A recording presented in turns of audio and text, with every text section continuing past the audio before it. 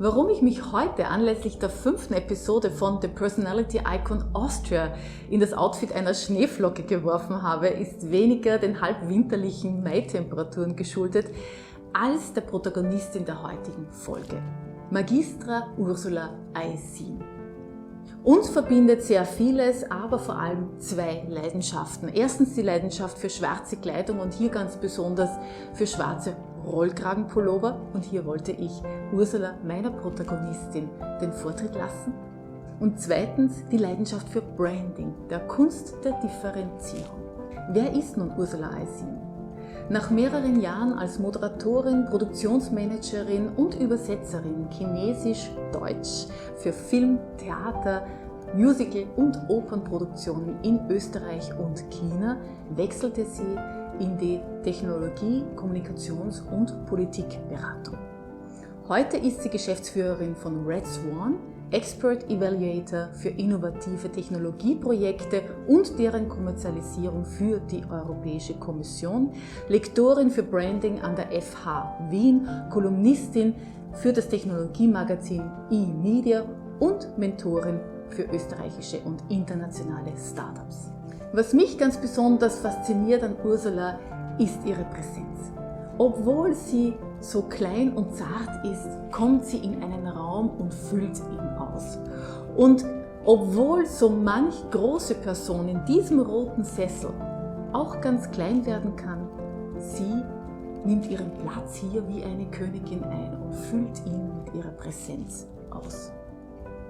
Ich freue mich ganz besonders, Ursula Aisin heute in diesem roten Sessel begrüßen zu dürfen. Ich habe ihr 6 Fragen gestellt. Hier sind ihre Antworten.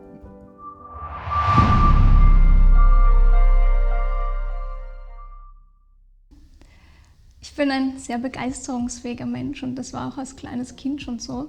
Besonders fasziniert haben mich Instrumente. Ich habe als kleines Kind wirklich jedes Instrument in die Hand genommen, das ich in die Finger bekommen habe und habe es gespielt und ich konnte es auch spielen. Manche dieser Instrumente dann später bis zur Meisterklasse gespielt. Dennoch bin ich keine Musikerin geworden, weil das war es nicht alleine. Mich haben nicht nur Instrumente fasziniert. Mich hat genauso Mathematik fasziniert beispielsweise. Ich finde Mathematik in der Natur wunderschön. Ja, es ist etwas Wunderschönes. Auch fasziniert hat mich Tanzen. Das hat mich auch, seit ich ein kleines Kind bin, begleitet. Zum ersten Mal auf einer Bühne gestanden bin ich mit 4 Jahren und habe dann eigentlich mein ganzes Leben lang performt. Ich bin aber auch keine Schauspielerin, ich bin keine Tänzerin geworden, weil es das auch nicht war. Es war auch nicht alleine das, was ich machen wollte. In der Schule hatte ich dann ein großes Talent für Sprachen, aber sowohl für Sprachen als auch für Mathematik, als auch für Chemie. Bis heute lese ich manchmal einfach Bücher über Carbon mit hochtechnischen chemischen Verbindungen, weil mich das einfach fasziniert und interessiert. Oder ich kann stundenlang finanzmathematische Aufgaben lösen, ohne dass es mir dabei langweilig wird, sondern ich kann mich da wirklich ganz, ganz tief hineinversetzen und mache das. Jetzt könnte man sich denken, was macht das alles für einen Sinn? Das habe ich mich selber sehr oft gefragt, muss ich sagen. Was macht es für einen Sinn, dass man mit so vielen Talenten geboren ist? Das kann ich, glaube ich, bei aller Bescheidenheit sagen. Ich habe ziemlich viele Talente und die meisten Dinge, die ich angegriffen habe, habe ich auch ziemlich gut gemacht. Natürlich gibt es auch Dinge, die ich nicht kann. Ich kann zum Beispiel nicht Ball spielen. Ich sehe ziemlich schlecht, das funktioniert gar nicht. Aber viele Dinge konnte ich sehr gut und sehr oft wollten mich auch Lehrer dann in eine Richtung drängen. Meine Ballettlehrerin wollte, dass ich Balletttänzerin werde. Mein Querflöte-Lehrer wollte, dass ich Flötistin werde. Und das wollte ich aber irgendwie nicht, weil all das hätte mich zu sehr eingeschränkt. Das war für mich einfach, ich wusste immer, da gibt's noch mehr. Ich kann nicht 8 Stunden am Tag nur Ballett tanzen oder 8 Stunden am Tag nur Querflöte spielen. Das wäre nicht alles von mir. Die Antwort auf die Frage, was macht das alles für einen Sinn? Ich glaube, ich bin da immer noch dabei, das zu finden, aber ich habe das, glaube ich, ganz gut in meinem Leben oder in meinem Business umgesetzt, diese verschiedenen Bereiche miteinander zu verknüpfen. Es gibt ja man sagt ja manchmal, Jack of all trades, master of none. Das würde ich von mir nicht sagen. Ich habe einige Dinge gemeistert. Ich bin gut in verschiedenen Dingen. Aber es interessiert mich immer noch sehr, sehr viel. Und ich kann mich immer noch wahnsinnig rasch in neue Bereiche hineinarbeiten. Und ich denke, das ist vielleicht, was mich am meisten fasziniert oder am meisten begeistert, wo ich mich am meisten wohlfühle, ist, wenn ich wirklich meinen ganzen Fokus und meine Energie in etwas hineinsetzen kann, wenn ich meine ganze Energie da reinfließen kann. Und das verbindet all dieses Wirrwarr, all diese verschiedenen Talente und Bereiche, für die ich mich interessiere. Ja, was nur ich kann, ist, glaube ich, alles, was ich vorher beschrieben hatte, zu einem Ganzen und zu etwas Sinnvollem zu verbinden. Aber was das alles verbindet, ist für mich wirklich dieser Fokus.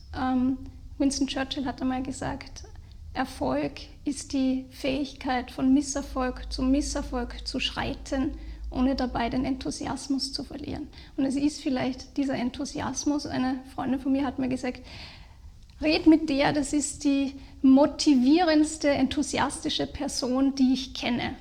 Ich war dann ein bisschen erschrocken, weil ich mir gedacht habe, ich will ja nicht Motivationstrainer werden. Ja, ich möchte nicht, dass Leute einfach sich ein bisschen aufheizen lassen und dann gehen sie nach Hause und leben ihr Leben genauso weiter wie vorher oder vielleicht sogar noch schlechter, weil sie vor dem Hype auf einmal wieder zurück auf den Boden der Tatsachen fallen. Aber es hat schon etwas. Es ist, glaube ich, schon diese Energie, dieser Fokus, das wirklich sich in etwas hineinsteigern und dort wirklich seine ganze Energie fließen zu lassen. Und das ist für mich nicht nur in einem Kunstwerk, das ich mache, in einem Musikstück, das ich spiele oder in einem Konzept, einem Kommunikationskonzept, das ich erstelle, sondern in allem, in jedem Meeting. Ich gehe in jedes Meeting mit Kunden hinein mit voller Energie, mit meiner ganzen Energie und mit ungeteilter Aufmerksamkeit. Weil in dem Moment habe ich nichts anderes zu tun, auch als mich auf diesen anderen Menschen einzulassen. Und das ist vielleicht der zweite Punkt. Es ist nicht nur meine Energie, jemandem entgegenfließen zu lassen, sondern auch die Energie von jemand anderem aufzunehmen. Jemand anderen wirklich zu sehen, wirklich zu hören, wirklich zu fühlen und wirklich zu verstehen. Und ich glaube, das scheint eine Fähigkeit zu sein, die ich habe, die mir auch irrsinnig leicht fällt, weil es fällt mir gerade sehr schwer, sie zu erklären, weil es für mich so natürlich ist, das zu machen. Aber es fällt Menschen auf in der Kommunikation mit mir. Sie bedanken sich auch oft danach, nach einem ganz gewöhnlichen Meeting. Manche sagen, vielen Dank für die Unterhaltung. Unterhaltung ist zumeist nicht mein Ziel, aber das Ziel ist immer die Verbindung zu anderen Menschen. Ich arbeite recht viel mit Startups, die haben oft Ideen, was Ziele sind. Und wenn man sagt, was sind eure Ziele in einer Kooperation, in einem Meeting, dann sind es zumeist die Endziele. Und wenn ich in ein Meeting reingehe, ist für mich immer klar, das Ziel ist menschliche Verbindung. Eine Verbindung zu einem anderen Menschen herzustellen. Und wenn das geglückt ist, dann war das für mich schon ein Erfolg. Und so sind meine Meetings aber auch sehr erfolgreich, weil die Ziele, die man natürlich auch irgendwo definiert, die kommen dann eigentlich ganz von alleine. Die erfüllen sich ganz von selbst. Was ich in die Welt bringen möchte, ist Veränderung. Das klingt jetzt sehr groß und es soll nicht bedeuten, ich möchte die Welt verändern. Weil, wie Rumi einmal so schön gesagt hat, gestern war ich klug, da wollte ich die Welt verändern. Heute bin ich weise und verändere mich selbst. Und darum geht es eigentlich. Wie wir vorher schon gesehen haben, interessiere ich mich für sehr, sehr viele Dinge und ich möchte Veränderung in sehr vielen Bereichen sehen.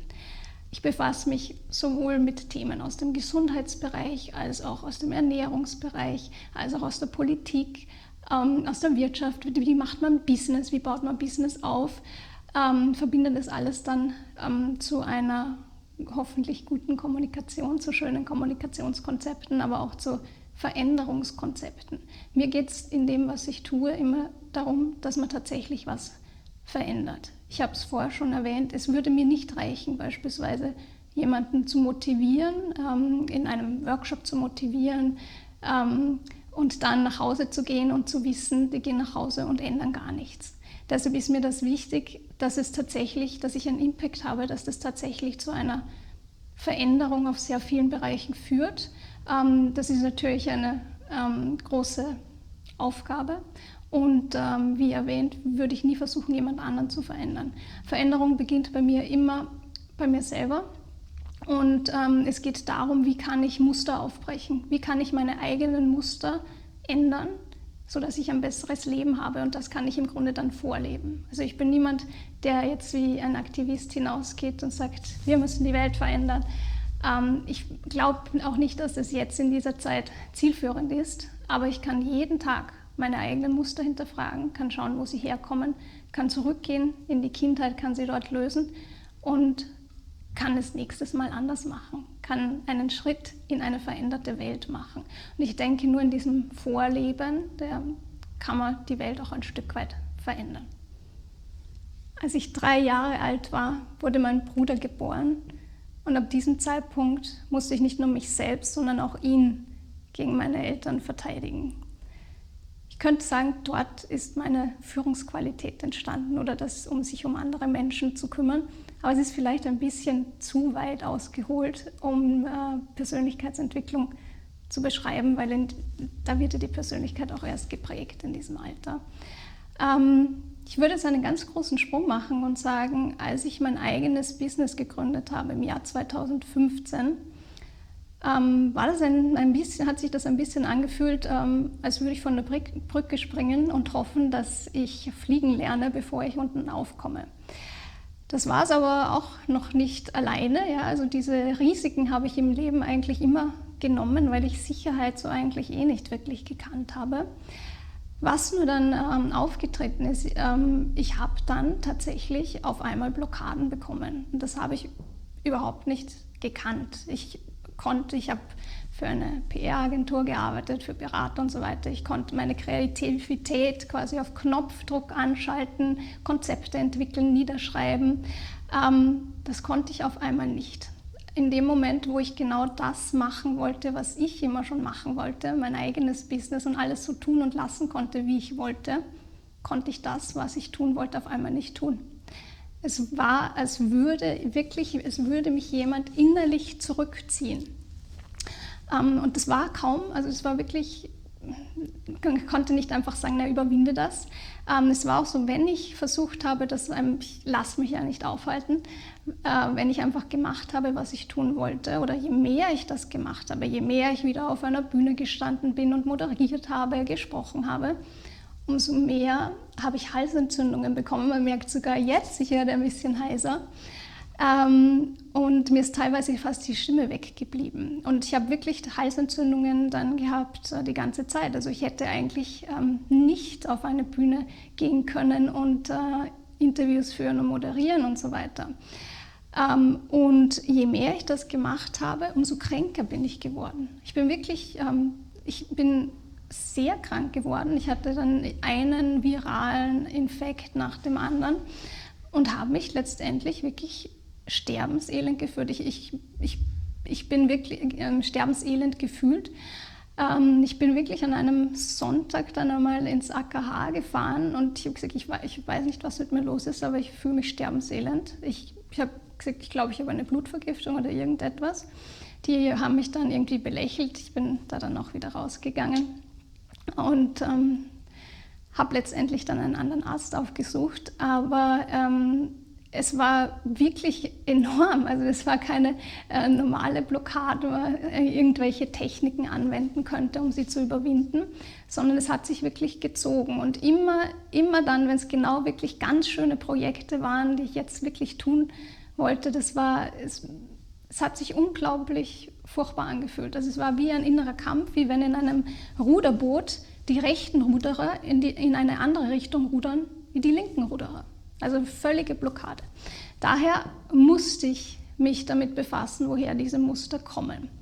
Ich habe dann Gott sei Dank psychologische Prozesse gefunden, die einem dabei helfen, in die Kindheit zurückzugehen. Sich vorzustellen, das erste Mal ganz tief in diese Emotion hineinzulassen, wie fühle ich mich eigentlich, was ist das Gefühl?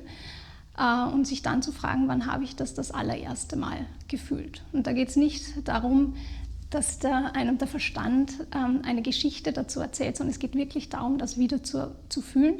Und ich habe dann begonnen, solche Prozesse zu machen und bin dann drauf gekommen, dass eigentlich das ganze Leben, also selbst wenn man jetzt nicht so eine schwere Blockade hat, dass es wie ein Spiegel ist. Man hat verschiedene Muster, die so im Alter von 0 bis 8 Jahren festgelegt wurden.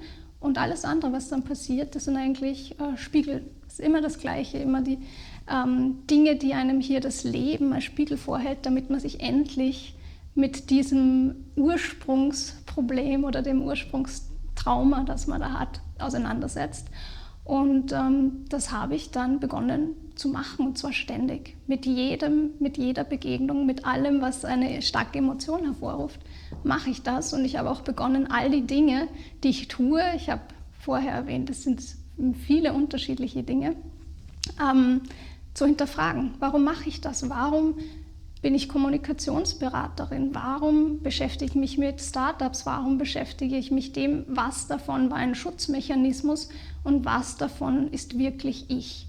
Und das war, denke ich, der wichtigste Schritt in Richtung Authentizität, die für mich ein lebenslanger Prozess ist und jeden Tag weitergeht. Und es war, denke ich, sehr, sehr bereichernd, herauszufinden, wie man das machen kann. Und es geht nicht darum, zurückzugehen und einfach alles aufzulösen. Ja? Das wird auch nicht funktionieren, sondern es ist einfach man ist für dieses innere Kind, das immer so alleine war, endlich mal da. Und darum ist es für mich auch die Persönlichkeitsentwicklung nicht so sehr an einzelnen Ereignissen festmachbar. Das kann manchmal hat man einen Durchbruch an einem ganz völlig gewöhnlichen Tag, weil man einfach die Emotion genutzt hat, weil man da war für sein inneres Kind und es nicht allein gelassen hat. Und so ist es mir gelungen, diese Blockaden tatsächlich zu lösen, auch meine Stimme wieder zu gewinnen. Es passiert mir jetzt nicht mehr, bevor ich ein Event habe, bei dem ich moderiere oder bei dem ich genau das umsetze, was ich eigentlich machen will, dass ich eine Halsentzündung bekomme. Das ist tatsächlich nicht mehr der Fall. Interessant ist auch, dass das im Außen niemand wahrgenommen hat. Es war nicht so, dass das für irgendjemand merkbar gewesen wäre, dass solche Blockaden in mir vorhanden sind. Ich wurde einfach immer nur als sehr, sehr erfolgreich wahrgenommen und als jemand, der sehr viel Energie hat und das reinbringt, auch wenn das oft eigentlich nicht der Fall war. Ich denke, aber das ist auch eigentlich sehr schön zu sehen, dass selbst wenn ich auf meinem geringsten Energielevel bin, ist es offenbar immer noch genügend Energie, um auf einer Bühne gut zu wirken, um alle mit einbeziehen zu können und hier auch schöne Prozesse gestalten zu können. Das heißt natürlich nicht, dass so Blockaden nicht mehr auftreten können. Also es kann wirklich einem jeden Tag etwas begegnen und so halte ich es auch immer noch. Ja. Jeden Tag, was begegnet einem, was ärgert einen, kommt so ein Gefühl wieder hoch und das ist nicht keine Angst. Es ist keine Angst, die man davor hat, oh mein Gott, ich kann nicht funktionieren, wenn das passiert, sondern ich glaube auch, dass ich das lernen musste. Ich habe immer funktioniert. Ich habe auf Knopfdruck funktioniert und das wollte ich eigentlich auch nicht mehr und das möchte ich auch nicht. Ich möchte nicht auf Knopfdruck funktionieren. Ich möchte aber schon meine Energie zur Verfügung haben. Deshalb ist es gut, solche Prozesse zu haben. Sie dienen aber nicht dazu, dass das nie mehr passiert oder dass man sagt, oh mein Gott, das darf nicht sein, sondern es geht eigentlich ganz im Gegenteil darum, dass man sich darauf einlässt, dass man für sich da ist und das auch zulässt. Dass man diese Emotionen zulässt, dass man sie wieder fühlt, dass man sie völlig zulässt, dass man beispielsweise auch diese Ursprungstrauer, die da auch da war, dass man die lebt. Und viele Menschen, wenn man mit denen redet, sagen, ja, das ist interessant, würde ich vielleicht auch gerne mal machen. Aber Trauer ist ja kein schönes Gefühl. Ja, ist vielleicht kein schönes Gefühl. Aber es geht ja auch nicht darum, dass ich nur bei mir bin, wenn ich schöne Gefühle habe, sondern ganz im Gegenteil, dass ich auch bei mir bin, wenn ich schlechte Gefühle habe. Und ich kann sagen, ich habe mich wirklich voll darauf eingelassen und es war irgendwann wahnsinnig schön zu trauern auch. Es kann ein wahnsinnig schönes und befreiendes Gefühl sein. Insofern kann ich das eigentlich auch jedem empfehlen. Es ist eigentlich ein sehr, sehr schöner Prozess, den man nicht macht, wenn man denkt, ich muss an mir was ändern und ich muss unbedingt meine Blockade lösen. So funktioniert das nicht mit dem Blockadenlösen. Und wenn man das einfach lockerer angeht, ja, es ist jetzt ein großes Wort, ja, man geht es halt einfach lockerer an. Ich würde eher sagen, wenn man sich darauf einlässt und sich selber nicht alleine lässt und von sich selber nicht erwartet, dass man einfach funktioniert, dann funktioniert es auch wieder sehr gut. No mud, no lotus, sagen die Buddhisten. Was bedeutet das? Ohne die schlechten Dinge im Leben auch nicht die guten.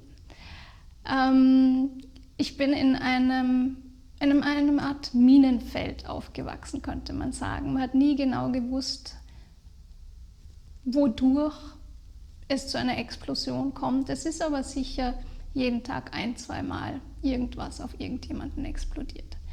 Das heißt, ich habe sehr, sehr viele schmerzhafte Erinnerungen, wenn ich da in die Kindheit zurückgehe, in diese 0 bis 8 Jahre. Da finde ich sehr, sehr viele schmerzhafte Dinge. Und natürlich begegnet einem das auch später im Leben. Also man macht dann wieder Erfahrungen, wo man sehr, sehr stark verletzt wird. Und natürlich auch in so einem Prozess fragt man sich dann, warum? Ja? Hätte es nicht auch anders sein können? Ja, wieso ist das so schmerzhaft? Wieso gibt es da so viele schmerzhafte Erinnerungen? Und ich denke jetzt aber wirklich so, das hatte die Kugel sehr schnell ins Rollen gebracht. Wenn man schon eben mit 3 Jahren das Bedürfnis hat, seinen kleinen Bruder zu beschützen. Ich hatte wirklich starke Albträume als Kind schon. Ich habe immer geträumt, meine Brüder, ich habe dann insgesamt 3, das ist das Beste, was meine Eltern je für mich getan haben, diese 3 Menschen. Ich hatte immer diese Albträume, dass ich sie nicht beschützen kann, dass sie gehängt werden und ich kann es nicht verhindern. Also wirklich ziemlich heftig.